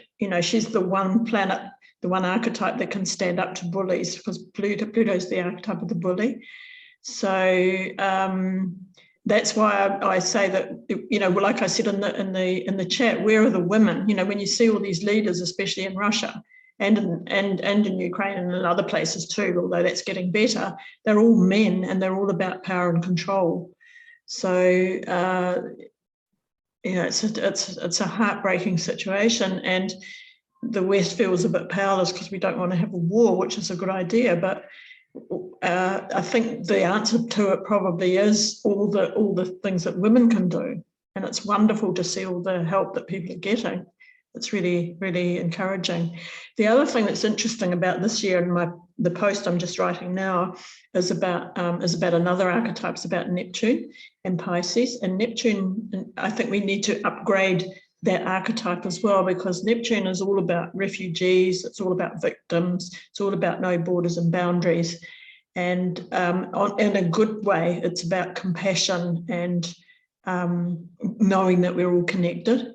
So one of the things, and Jupiter's right next to Neptune at the moment, they'll be exact in April. And the last time that happened with Jupiter and Neptune in Pisces was actually an agreement at the end of the Crimean War, which obviously is in the same place. So I'm hopeful that there'll be some sort of agreement reached if we can find compassion in our hearts for doing that. And because there's so many problems going to be caused by the amount of the sheer numbers of refugees, and we had enough of them already before Ukraine.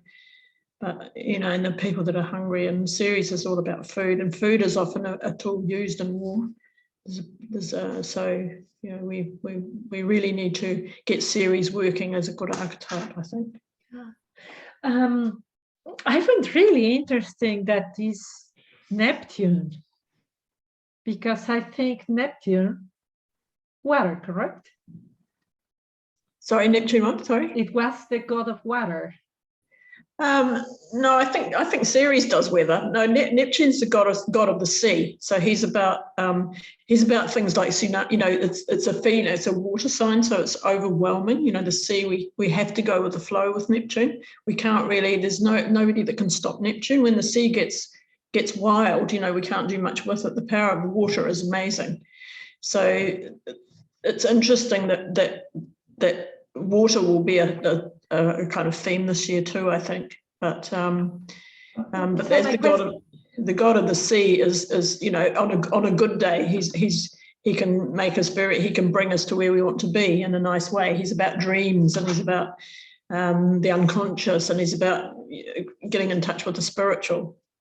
But we're using him in a bad way at the moment. We're all addicted to things. He's about addiction, where we go too far. So one of the posts I just reposted yesterday was about us all being addicted to power and addicted to war.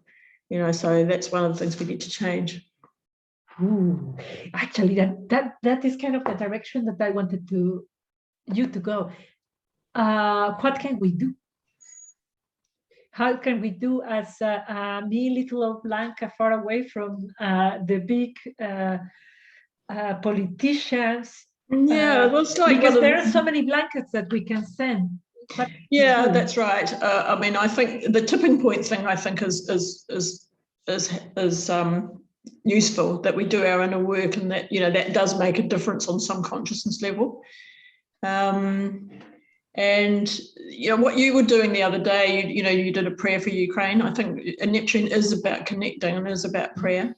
So those kinds of things, I do think they do make a difference. But everybody doing their own work makes a difference to the consciousness level of the world. So that's one of the things we have to do, I think we can do, and get more conscious of what's going on. And like I said, get the right information. We're being fed all sorts of stuff that we don't know whether it's true or not true. We're still in, like as Anne said, we're still in this kind of it's about you against us against them, or you against. There's this sort of fighting Mars type mentality. Where we've got to win, and we've got to beat them up, and we're going along with that instead of being more Venusian, but and working together. But I think Ceres has a different kind of strength as well. So get the women in there, go and get the grandmothers to knock these guys' heads together, and go and get them to get their sons home, and don't let them go to war, or I don't know, something like that. So I don't know how you do that, and it is overwhelming. Neptune things is overwhelming. We don't know what to do about that. We're all victims and feel helpless and powerless, but we're not. I think, as Anne said, we're not. So too. So do our inner work. This is the absolutely we have to do that. Yeah, Yeah, and don't get caught up in the story about, oh, you know, hooray, Ukraine, bad Russia. You know, the people in Russia are suffering just as much, if not more. Some of them, you know, the soldiers really don't want to fight. The people don't know what's going on. You know, it's everybody's victims in this scenario. I really hope that compassion will come through and somebody will make sense of it. But it is quite scary, and Pluto is about nuclear power as well. So, and I think the only archetype that stops bullies, nuclear, you know, oligarchs and all this sort of thing is in astrology anyway, a series, is the wise feminine. The wise feminine. So Yeah. for as much as we can embody the wise feminine, the more better. likelihood we have of peace. The better, and the more of us do that, the better. Yeah. And other archetypes too, you know, Venus too, but yeah. So maybe our homework is to continue doing the work that we're doing today, tomorrow, and the day after in our own life. Absolutely. And don't fall for the heroes and villains thing either. It's not as simple as that. That's an old paradigm. Don't stay in the superficiality of the separation, and step above and see it as a big. Yeah, we're all one. Yeah, we are all one. Yeah, we need to get Neptune more conscious as a good archetype. At the moment, it's working as a negative one. It's newer than, you know, it's newer than Ceres. Neptune wasn't discovered till 1846, so we're still trying to do a good Neptune. And Pluto, we're miles away from doing a good Pluto because he was only discovered in 1930. So we're still learning about how to do pure power, I think, without putting the other guy down. Faye, thank you so much for answering this question. You leave us a very good homework and very clear homework. I'm really amazed that we are just going perfectly with our timing. We are going to finish this section of the conference, and we come back in 1 hour. So you have time for lunch if you are in America, you have time for dinner if you're here in Europe, and we see each other in 1 hour to talk with Jane Bennett. And then afterwards, we are going to have our activation of the wild woman. Thank you very much for being here with us. Thank you very much, Anne, for being here. Faye, I am very grateful that you jumped in to answer this additional question. I love you, everybody. Take care. We see each other in 1 hour.